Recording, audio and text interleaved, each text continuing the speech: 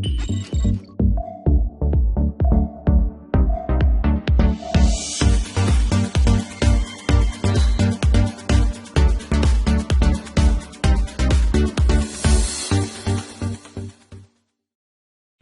Talk Radio.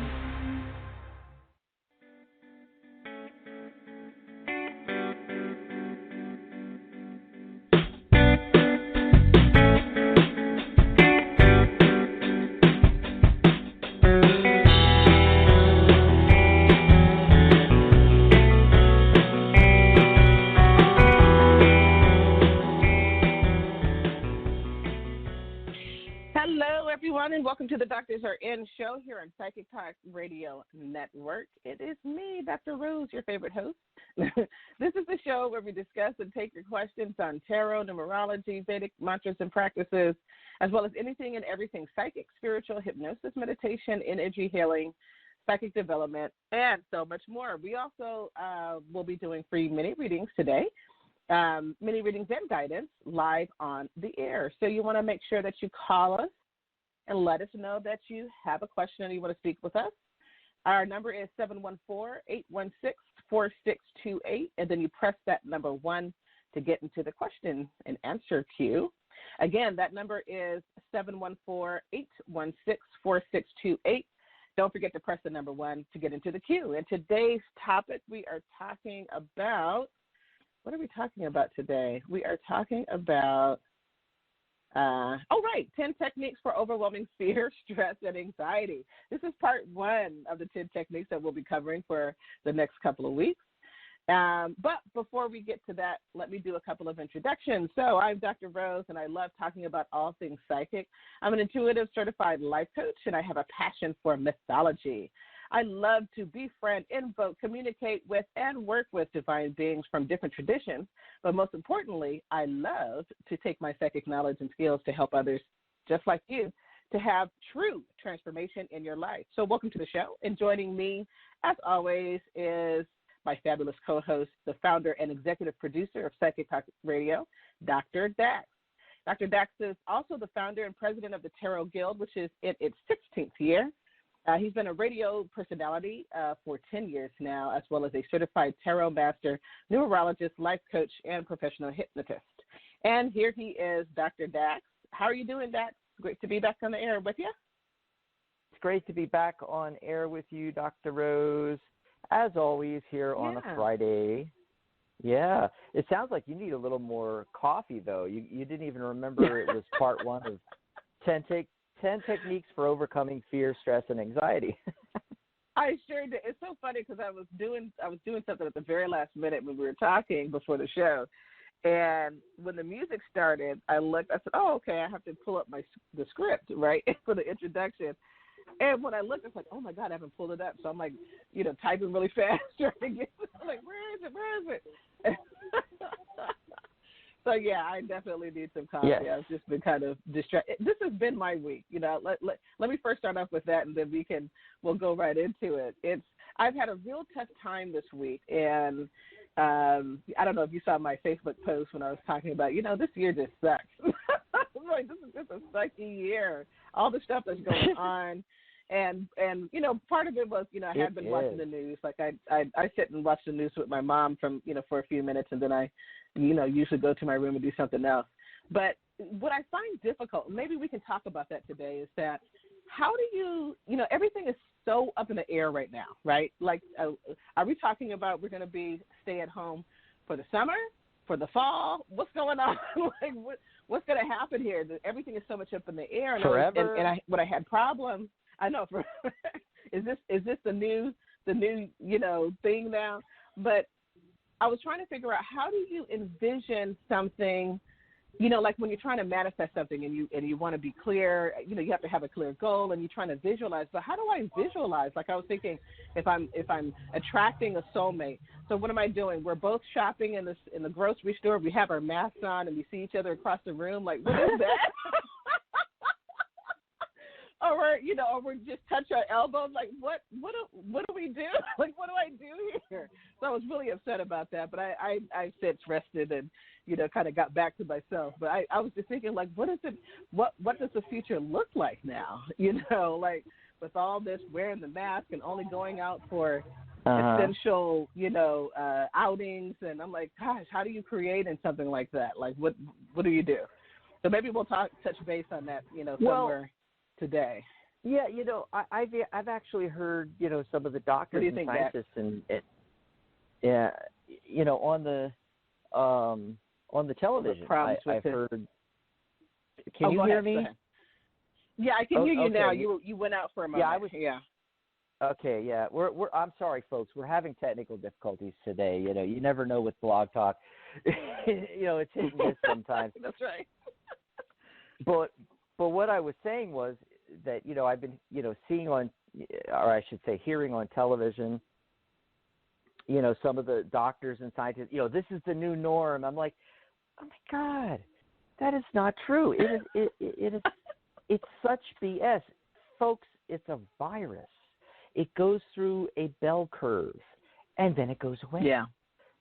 It may come. I'm not saying it won't come back. The flu comes back every year. But it's going to go away at some point, folks. This. And you were talking about the intimacy thing, and so you meet the stranger and you go, it's not an STD. I mean. Yeah, which could be a lot worse. That's true. Which could be a lot worse. Yeah. As long as you brought that up, two things real quick. One is that you got to realize the vast majority of people that get infected, they recover, folks. It's like the flu. You get the flu, That's most true. people recover. Some people have breathing problems. They go to the hospital. And a small fraction of those people get, pneumonia, and they get intubated and put on a respirator. It's the same thing. Now, when you meet somebody new in your life and maybe you get to the point in the relationship you're starting to think about becoming intimate, is the first thing that pops in your head, I wonder if he has the flu. No, typically that's a little bit further down the line. Yeah, I mean, and if anything, the question of the STDs comes up first.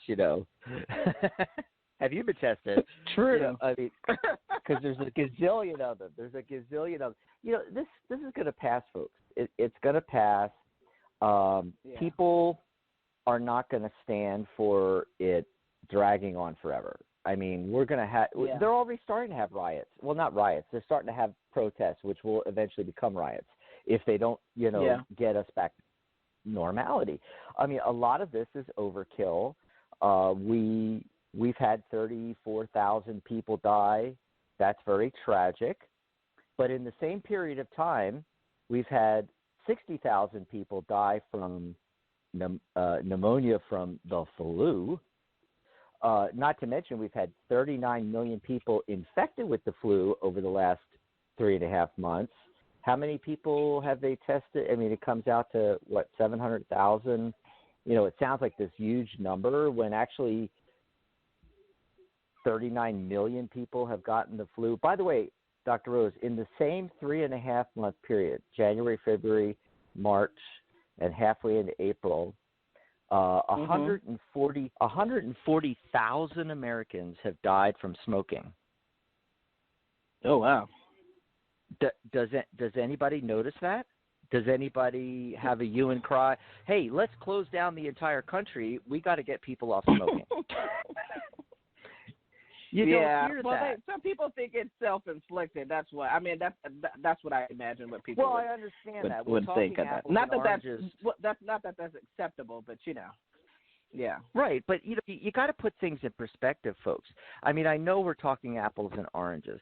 However, there's a reality to this that's not being discussed and not being promoted on the television because they want, that's what news programs are about. They're about the crises. It's the 24-hour news cycle. It's like, Every time you turn on any of the shows, are they talking about anything else? No, there's the big banner up there, COVID-19 crisis. Right. Ongoing coverage 24/7. If you listen to that stuff, you're going to go crazy. And yeah. it fits in perfectly with our topic for today because, folks, that causes fear, and fear causes stress and anxiety. Mm-hmm. So today we're going to talk about that. We've got 10 techniques for you. We probably can't cover them all in one show, so we're going to do, say, 4 or 5 today. We'll start going through them, see how many we get through, and then we have part 2 of this series here on the techniques next week. By the way, I wanted to mention this is actually part 3 of our series all month, which is Living Life on Purpose. So we had Living Life on Purpose Part 1.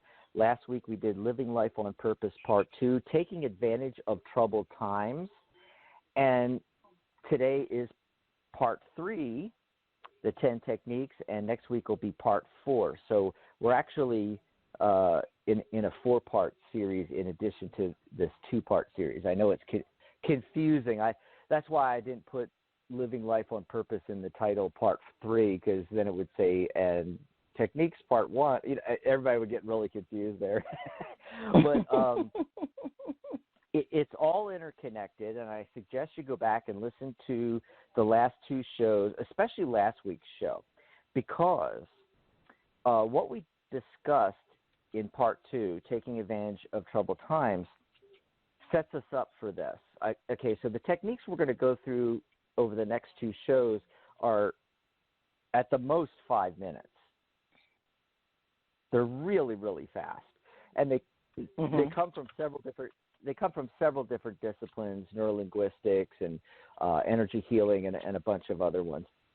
But what we discussed last week, Rose, is actually the beginning. We talked about shifting from and that's what the whole series is this month, Living Life on Purpose. Instead of letting life just happen to us, we take control. We start taking action in a positive direction. And that may be all you need. You may not need these techniques. However, as you're starting the wheels turning, go back in our archive, listen to Living Life on Purpose Part 2, Taking Advantage of Troubled Times. Start moving in a positive direction. Reframe the situation. See all the positive aspects, what you can create for yourself. And as you get that going, you can use these techniques in the meantime to mitigate stress, fear, anxiety. And but at some point, you won't need the techniques anymore, right, Rose? Because it's that reframing and heading in the positive direction that just squashes all the negativity. Right. Yeah, that's right. Yeah. So let's go through some of these techniques. And before I do that, I want to mention a couple things real quick. One is you can also join us in the chat room. We forgot to mention that at the beginning of the show with all the technical difficulties we've been having. Go to thetarotguild.com/chat. And you can ask questions in there, make comments, and request a free tarot reading right there in the chat room if you can't call in. We'd prefer you to call in, but if you can't, you can always do it in the chat room. I'm in there. Rose is in there. Sharona's in there. Hi, Sharona. Sharona Rapsik from our Every Other Sunday show, Magic Universe. Great to see her. Maybe she'll call in. It'd be nice to chat with her. Yeah. Yeah, so that's one thing I wanted to mention. If you're just joining us, the way to call in is 714 wait, I'm looking at the wrong thing here. Yeah, 714-816-4628. Remember to press 1 on your dial pad.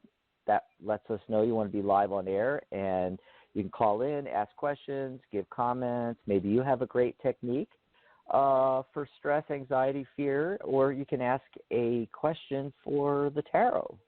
You pull out the tarot cards, yeah. So that's 714-816-4628. I did the card of the day and the numerology of the day. It's actually a 7 date, which is the highest spiritual number in numerology. And one aspect of it is, on a 7-day or in a 7-year, it's a great time for research. And that's kind of what you're doing right now. You're following along with us and learning these techniques. And then the day is an 8-day. So 17, 1 plus 7 is 8. So that's abundance. And the card of the day is really apropos. It's perfect, Dr. Rose. I got the Sun card. And that, nice. And that's the bright, sunny, love, joy, fulfillment, accomplishment, success, affirmation, confidence, energy, relief. That's what we're talking on today's show with this topic. So I thought it was just perfect. And the tarot always does that, It always gives us, the just the perfect thing. It just always matches up. I love those, synchronicities like that. I have another one for you, actually. Another synchronicity. So in India, with the Vedic astrology system, we just went into, the sign of Aries. If you've noticed, the sun has gone into the sign of Aries. And in the Tamil tradition, in Vedic astrology, that is a wonderful sign. It's the sign of the sun. It's the sign of a new year and new beginnings. In India, they have like a lunar calendar, a solar calendar, and they have all these events that are scheduled around it. But we actually went through, there's the company that I work for, they're doing these webinars about, certain gods and goddesses to call on. And one is the god of the sun, because we just went into a new year. So that's another synchronicity for you right there.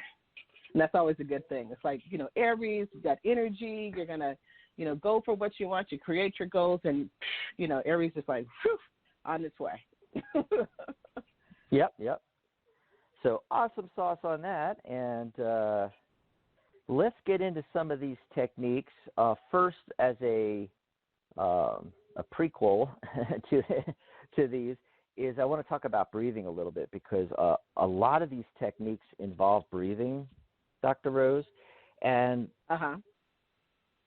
that's because, with the fear, the stress, the anxiety, we're talking about, these thoughts. Eckhart Tolle would say we're in our egoic mind, or we're listening to the egoic mind. It's our thinking mind talking, not our real self, okay?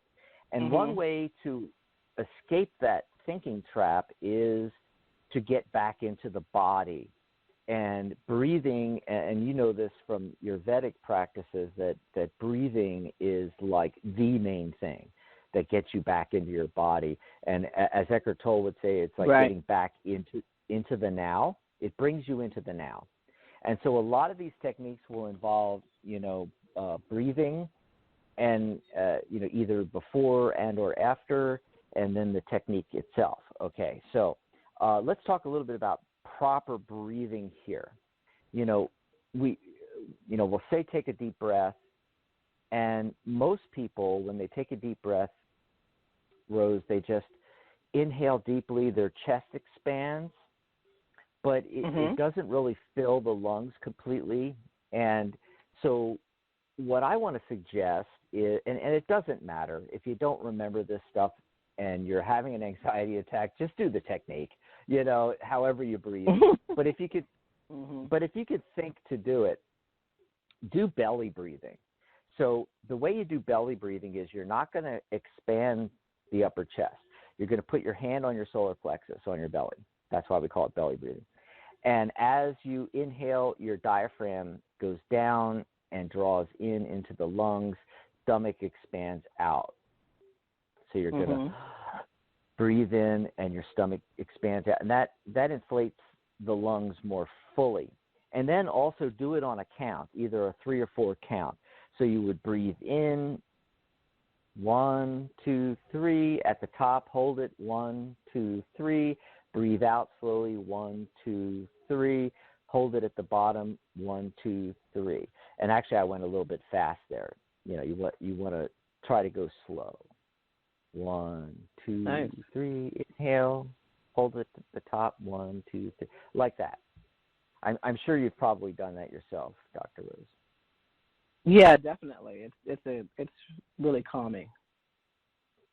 And that in itself, I mean, that's a bonus technique right there. Just that type of breathing may be all you need. So try out all these different techniques, but you may find that, one works better than the other, or maybe one, couple of them work for you, but the others don't, whatever, just what works for you, go with, and you may find that just the breathing is all you need, So basically what we're talking about here is, you're in that thinking space of the thoughts, the fears surrounding the health crisis, losing our jobs, having to close our businesses down.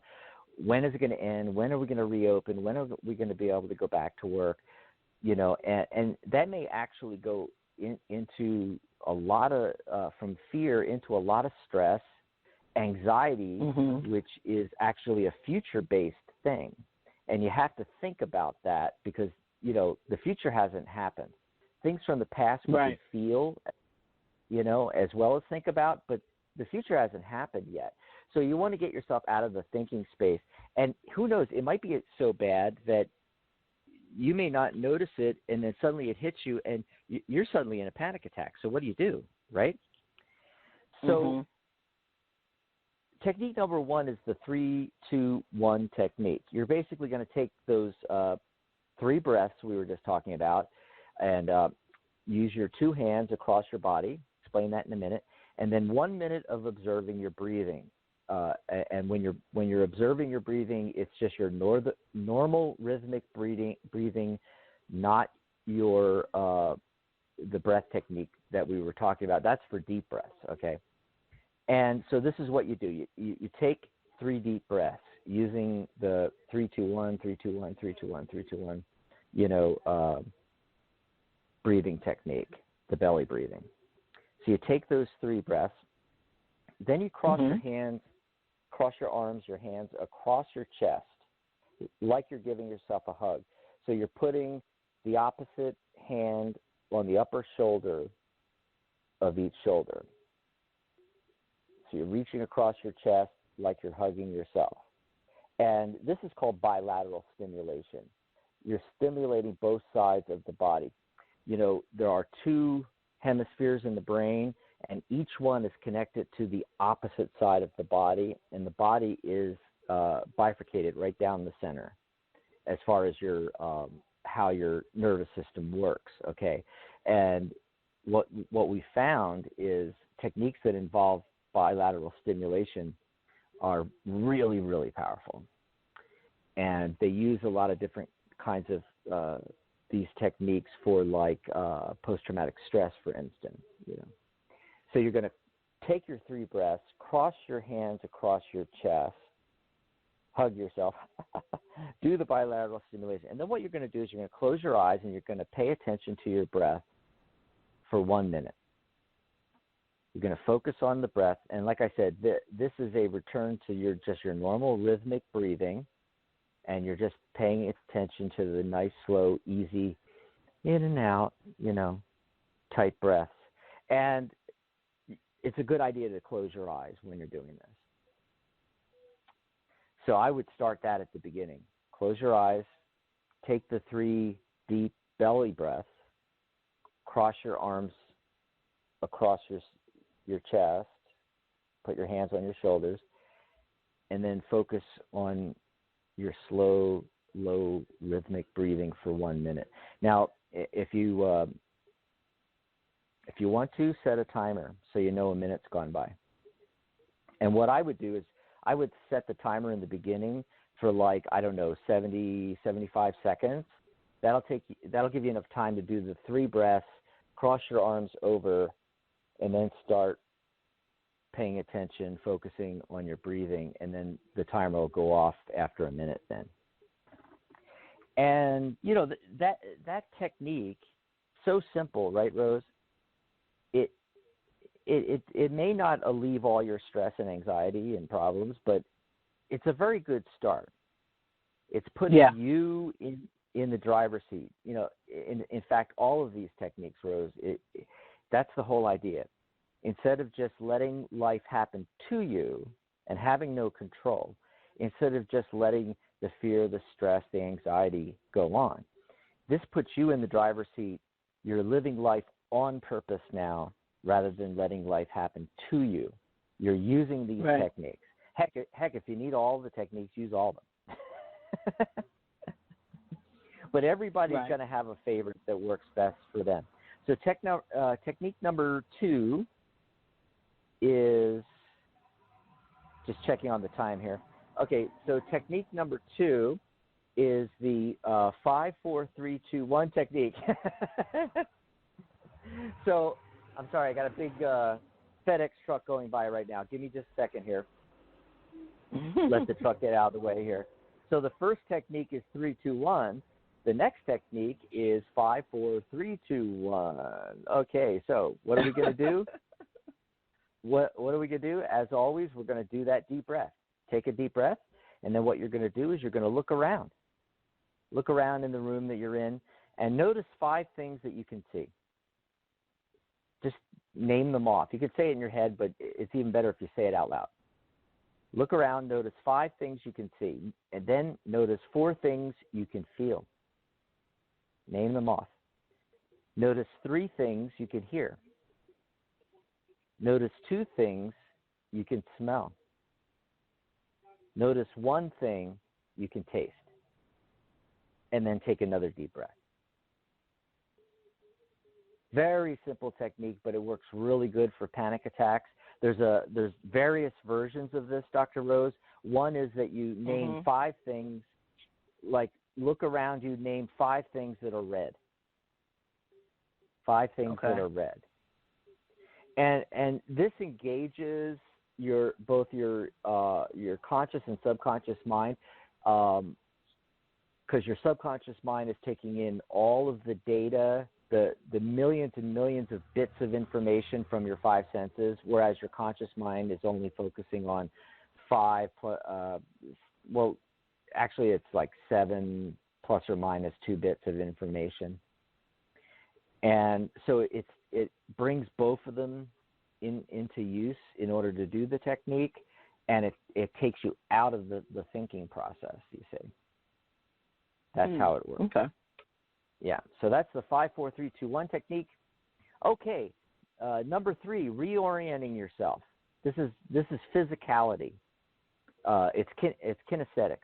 It's reorienting your physicality, your body, how you're standing, where you are. Remember, I talked about at the beginning that we want to get out of the thinking mind into the physical body. So our feelings and our moods, our states, are actually connected to our physicality. Body language, stances, positions. For instance, if you're happy, you have a certain expression, the way you stand, a smile on your face, things like that. So each state has its own physicality, and so when you are in the state, you have your physical body has those stances and body language and so forth. Well, it works the other way around too, Dr. Rose. You can put yourself, let's say you're feeling a certain way, you're in a certain state, you can put yourself into a state you'd rather be in. Like if you're feeling rejected or dejected, and you're all hunched over, you could put yourself into a position of power, and it'll change your mood.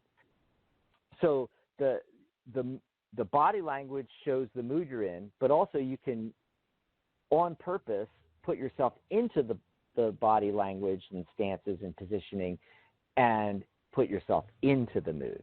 So that's how this technique works. And it may be really simple. You could start off simply by noticing when you're feeling the stress, feeling the overwhelm, the anxiety or fear. Notice what positions, facial expressions, stances, positioning that you normally are in. And, do it without judgment. Just notice. You're in the overwhelm, maybe a panic attack, feeling the anxiety, the stress. Notice what position you're in, and you can simply adopt the opposite of that position, or at least a different body position, which will actually affect your thoughts and feelings then. So, for example, Dr. Rose, you're having this feeling and you're sitting down. Well, stand up. Roll your shoulders back, chin up, put a smile on your face. Take some of those belly breaths. There goes those breaths again coming in here, You can adopt a power stance. There was actually, I can't remember her name right now, but this doctor, this female scientist, she studies power stances. And so like one, for example, is the Wonder Woman, or for the guys, the Superman stance. So you stand up, you put your feet at least, like shoulder width apart, maybe a little bit more, and you make your hands into fists, and you put your fists on right at the belt, And so you remember Linda Carter in Wonder Woman and all those images of Superman, and he's got his, fists at, so for the gals, it's Wonder Woman. For the guys, it's Superman. For me, It's still Wonder Woman. Anyway. So you adopt this power stance, and it's impossible to feel powerless when you're doing the power stance. Interesting. If you're, does that make sense? If you're unhappy, Rose, put a smile on your face, stand up, take a deep breath, roll your shoulders back. Try to feel unhappy again. You can't. The physical body and the feeling system are so intertwined, the emotions. It's amazing. Oh, also another one is the Rocky stance. Remember Rocky Balboa? He's at the top of the steps of the museum in Philadelphia, and he's got his hands up in the air in victory, and he's, jumping around. Right. Yeah. There's another one. I think you mentioned this, Superman. And I always like to think of, when he's Clark Kent and he hears something going on and that he needs to go attend to, and so he opens his shirt and you see the S, like if you stick your chest out, that kind of thing. You're right. You couldn't remain, in a negative mindset with that. Just like, da-da-da-da, I'm Superman. Exactly, and there's a lot of nuances to that. You mentioned it's not just pulling his jacket apart and pulling his shirt apart, and there's the S, but it's also the inflating of the chest. The chin goes up. There's a lot of little nuances to it. The expression on his face changes, and so he is shifting personas. He's going from Clark Kent to Superman. As we do this, we're in the stress or the anxiety, and we adopt that stance, we are doing the same thing. We're going from Clark Kent to Superman. That's right. It's just amazing. And remember, Clark Kent was also kind of like the clumsy guy, just goofy, clumsy, that kind of thing too. So that's another part of that. Yeah. Go ahead. I'm sorry. And getting into Superman over here. Right. Wonder Woman. Das Wunderfräulein. Das Wunderfräulein. And so another part of this is location, okay? So you stand up, you adopt your stance, go to a different room. Go outside and walk around the building. Take a walk, especially if you can do it outside and in nature. Walk out into the woods where you don't even have to worry about social distancing. No one else is out there. But if you can't do that, take a trip around the building. Get in your car, drive around the block, and come back. You're still social distancing. You're in your car. You're not hurting anybody. It's all about changing your physicality, kinesthetics. Okay, so technique number 4. I'm going to try to get through these next two techniques pretty quickly here so we can save the rest for next show, part 2, and take some phone calls and so forth. We're also going to let you know what the upcoming shows are on our network, Psychic Talk Radio. So the next technique, Dr. Rose, is the stop technique. Actually, it's the stop technique because it's two P's, S-T-O-P-P. So it's stop, take a breath, observe, pull back, practice what is working for you. Okay, so there's two P's in there. So the first thing, step one, is S, stop. Go ahead and stop, quit, take a pause. Simply be for a second. And then while you're doing that, take a belly breath. Take one of those deep belly breaths, you know. By the way, this is universal. People experiencing a panic attack or anxiety, they always forget to breathe. That's what really what really hangs them up. Did you notice that? Yeah, I've noticed that when I'm under a lot of stress that my breathing is really it can be erratic, you know, and it's very sometimes I don't breathe much at all, which is weird because I'm almost holding my breath kind of thing, you know, and then I have to okay, breathe. You need oxygen. Right. You know, because it's like being shocked, like it's, you know, if you felt an earthquake or something big, a lightning strike, you go, oh, you know, and that's how people are. And if you're constantly in that state, it really puts a kind of stress on the body, and you get these hormones released over long periods of time, you know, that kind of thing. So. Yeah, typically we take a sharp, very fast inhale breath. You know, we just inhale and we kind of get stuck there. And so, you know, if you go through several of these techniques, the ones that all have the breathing in it, that's going to help tremendously, because if you could just remember to breathe, that counteracts the panic attack. Yeah. So you're going to do the breath, then you're going to observe. Take a moment or more of self-reflection, observation, without judgment. What thoughts are going through your head?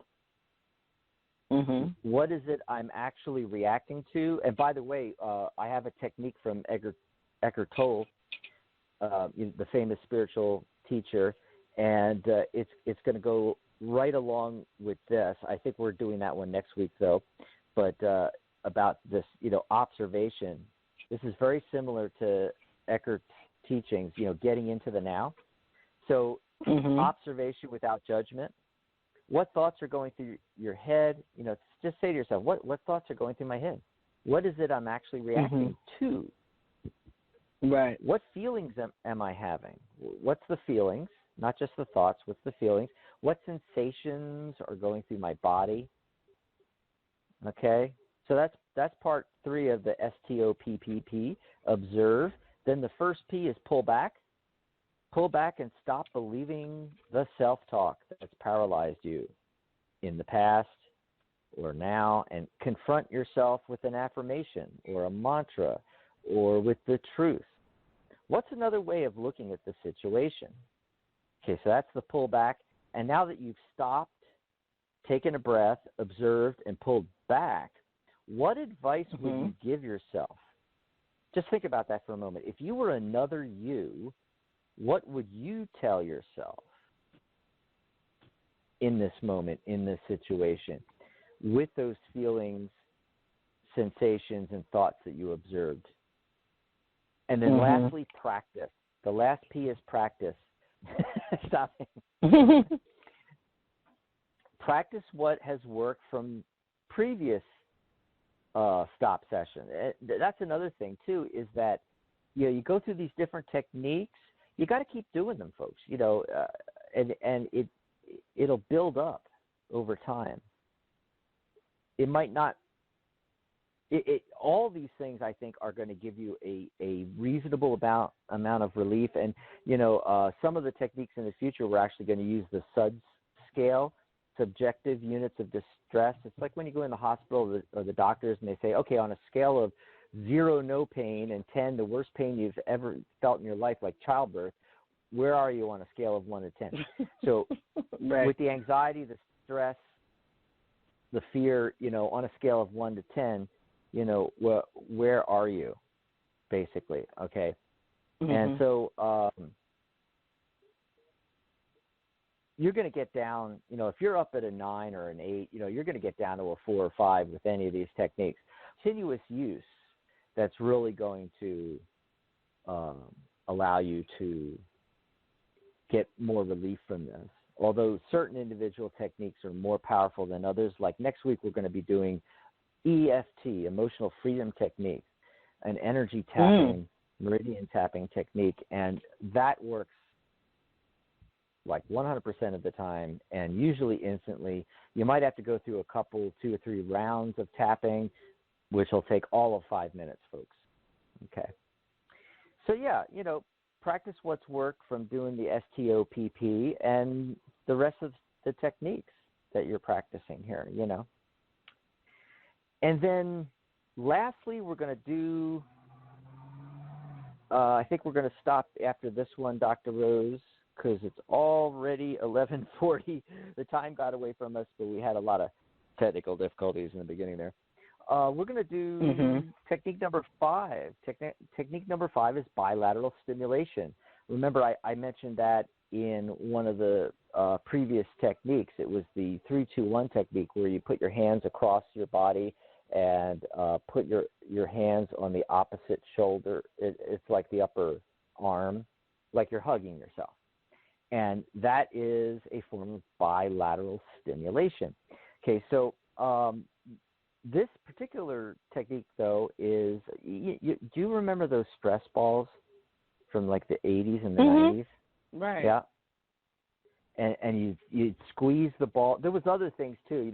Sometimes they had those exerciser devices for your forearms, that you would squeeze together. That worked just as well as the stress ball, right? Yeah. Well, here's a better way of doing the stress ball thing.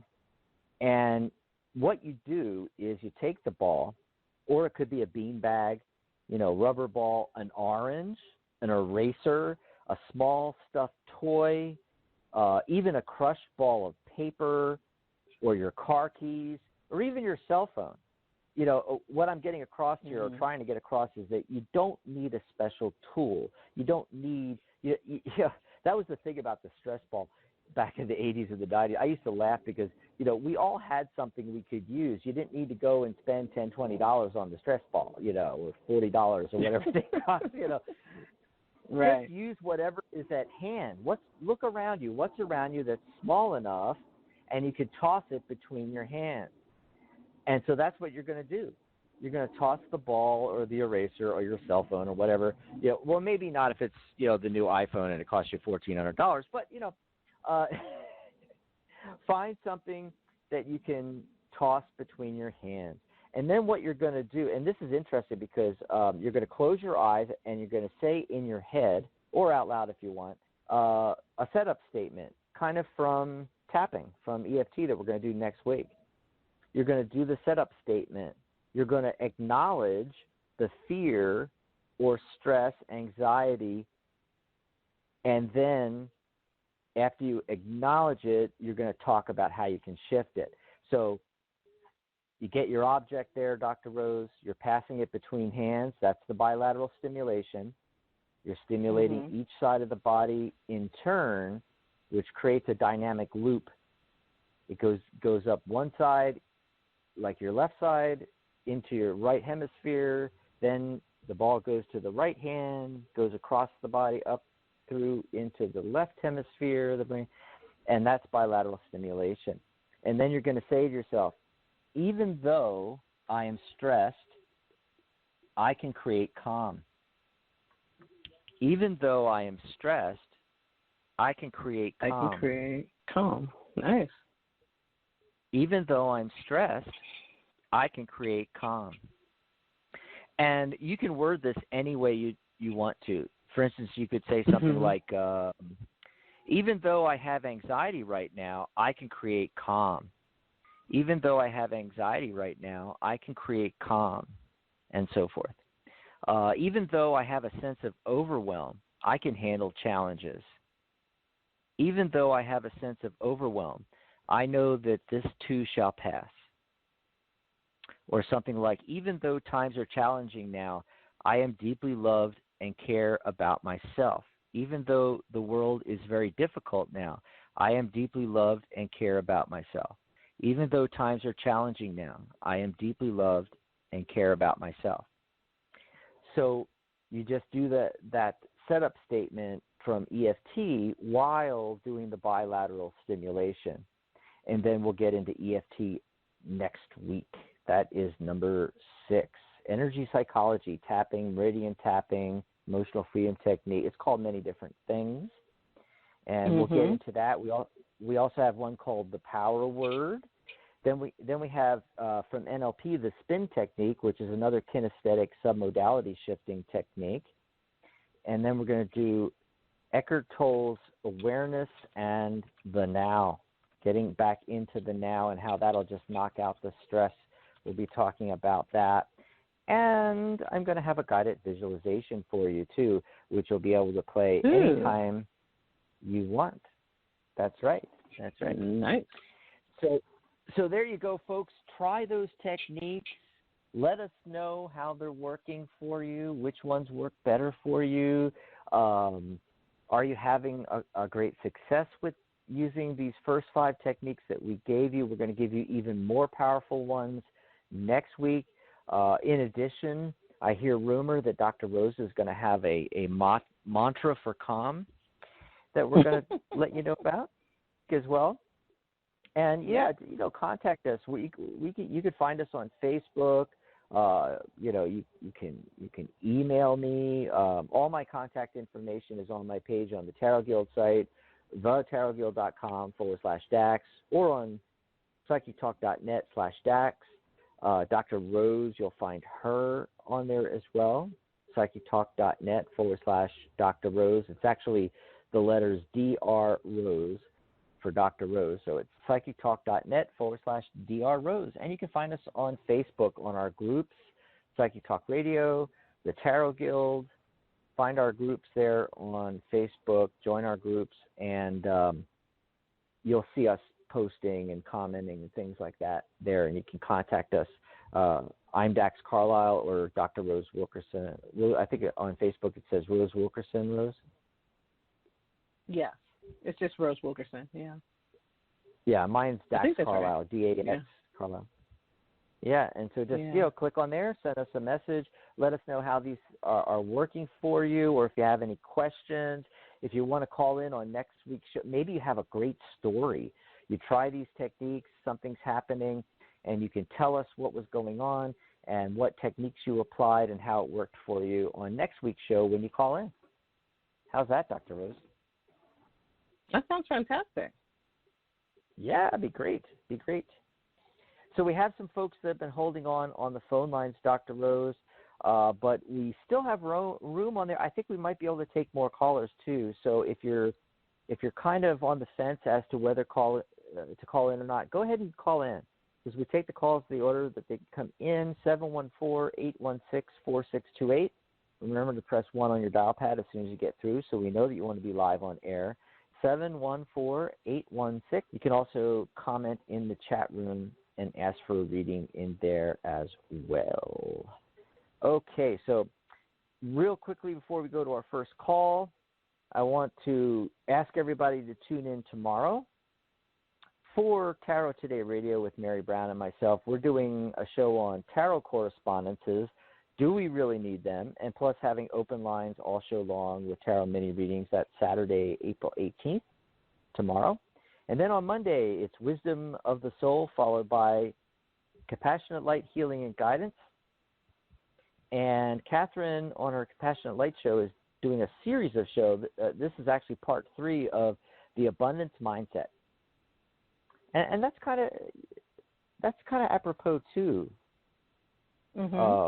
Rose, if you listen to her shows and make a shift into the abundance mindset, it's almost impossible to have the negative feelings, the fear, the stress. Kind of what I was talking about when I suggested everybody go and listen to last week's show about taking advantage of troubled times, right? Because once you do that, once you make that reframing, it's going to knock all the stress and the fear out. Yeah. And, of course, we'll be back next Friday, April 24th, with part 2 of 10 techniques for overcoming stress, fear, and anxiety. And, of course, that'll be part 4, actually, of our whole series this whole month on oh, God, my mind just blanked. What was it called? My mind just blanked. What was the whole series was for today? It's the 10 techniques for overcoming fear, stress, and anxiety. No. The whole month. The whole month. Oh, living life on purpose. I'm so sorry. My mind just blanked out there. Yeah. Yeah. So it's because we have all these different titles, and part 3, and this is part 1, and then part. Yeah, it's getting a little confusing here. Yeah. So all month long we're talking about this, which is really powerful. Living life on purpose, because when you're living life on purpose, it's impossible to be brought down by the stress, the fear, the anxiety. You won't even experience that really. Exactly. And then Saturday, April 25th, we're doing a psychic spin segment on our Tarot Today radio show. Mary Brown and I on the economy. What do we need to know? So we're going to pull cards on the economy in the midst of the health crisis here. And then I know in the chat room, Sharona Rapsik's in the chat room. Hi, Sharona. So I want to mention her next show, which also goes along with everything we're doing this month. Sunday, April 26th, her Magic Universe show. She's going to be talking about vision boards, revisiting your future, which is yet another shift into that living life on purpose. Right, Rose? That's right. Awesome. So I'm going to give my deck a shuffle here, and we're going to bring on the caller that's been waiting the longest, area code 414. They've only been waiting like an hour and a half. Caller, are you there? What's your name? Where are you calling from? James. I'm calling from Milwaukee, Wisconsin. Hey, James. How you doing in the midst of all Really this? well. That's great. That's great. Hey, did you like all the techniques we were giving out? And was that cool? Yes. I am also familiar with the EFT and a lot of the techniques that you were doing. Nice. Great stuff. So what do you want to chat about today? I've been working on increasing wealth into my life, and I've done a number of things, and I just want to know how it's going to turn out. Increasing wealth. Okay, hang on here. I'm going to pull some cards. Dr. Rose, don't you have a mantra for increasing abundance? I thought there was one. There are a lot. Quite a few. You can chant the mantra Shreem Brzee, Brzee, Shreem Brzee. This was a mantra that was given by a Siddha master, a yogic master from southern India. His name is Dr. Pillai. And you can go on YouTube. There are a lot of videos about Shreem Brzee. And it's a wealth mantra. And, the normal practice is just to practice it, chant it 108 times in one session. That should be just like 5 minutes or so, at least once a day. And that's pretty much it, actually. Shreem Brzee. That's the wealth mantra. I love that one. Now I remember that from times past. Shreem Brzee. No, I'm just kidding. Brzee. Not Brazier. Every time you say that is what I think of. Isn't that hilarious? Every time you say that. Yeah. By the way, I had to put James's line on hold because there was a lot of background noise going on. But just for a second there, James, I had to put your line on hold. So I did pull cards, and I am seeing that a project you are working on in the form of the Three of Pentacles is showing up here. It's showing up as the very first card. It's just giving a shout out to the tarot's reflecting that you're working on these projects, and it is going to be very positive. We've got the Six of Pentacles as the main focus card in the center, and that is the oh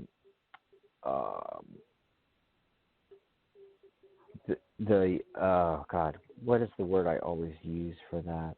It's like the flood flow of abundance with the Six of Pentacles. It's a windfall. I think that's what I was looking for. The windfall comes through.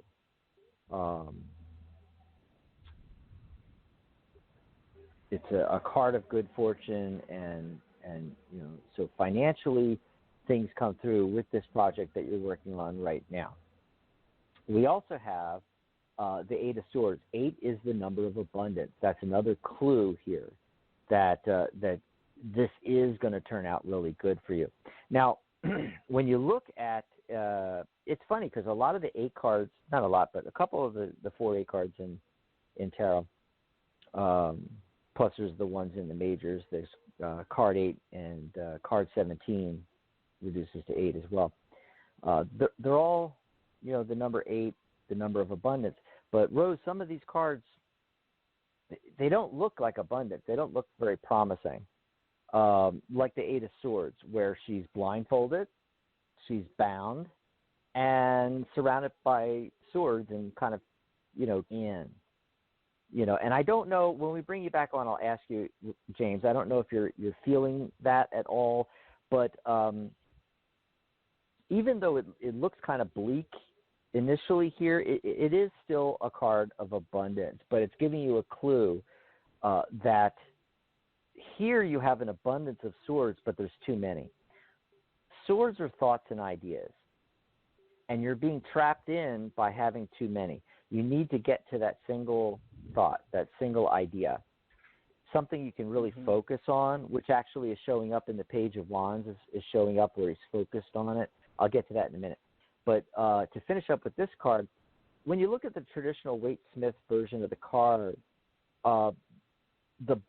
how she's binded up, the bounds around her, they're really loose. And all she would have to do, it's a female figure in the card, all she would have to do is kind of like wriggle her body, and they would drop off, and then she could put her hands up and pull the blindfold off and see the path out from in between the 8 swords that are surrounding her. So it's giving you a clue that it's a really easy out from this situation by shifting from thoughts and ideas to focusing in, that narrow focus, and that's what leads to abundance. One thing at a time, focus, focus, focus. And we get another clue from the Page of Wands. In the traditional Waite-Smith version, there's an individual in a traveling cloak with the wand is actually a staff. It's a traveling, like a walking stick kind of thing. And it looks like he's in foreign lands. There's 3 pyramids behind him, like Egypt, So this card often comes up suggesting foreign travel, foreign languages, things along that. And he's intently staring at the staff, the wand, especially near the top where there's some growth, Dr. Rose. There's some green growth actually on the top. That's growth and abundance. And right. This page, like all the pages, also often refer to education, learning, studying, practice, anything along those lines. So it's suggesting here many things. And I don't know what fits your perfectly your situation. So you're going to have to take what I've given you there and evaluate it and match it up to your situation. Maybe your situation requires, this project or projects. And by the way, if there's multiple projects, going back to that Eight of Swords, you want to focus in on one project at a time. But that aside, maybe this project requires a little more research, a little more study, more practice of whatever the details are involved with it, practice of it. Maybe it requires you to learn a foreign language. I don't know. There's a lot of possibilities with this card, but I just wanted to put that out there. By the way, the very last card is the Fool card. This is another card of new beginnings and new adventures, new cycles in life. It hints towards a little bit of playfulness, openness, and of course the big one is always, leaping off into the unknown. So it, one or more of these projects may require you to take a leap of faith and just go for it, is basically what it's talking about. So as I bring your line back on here off the mute here, James, does any of that resonate with you? Any thoughts or questions? Yes, it did.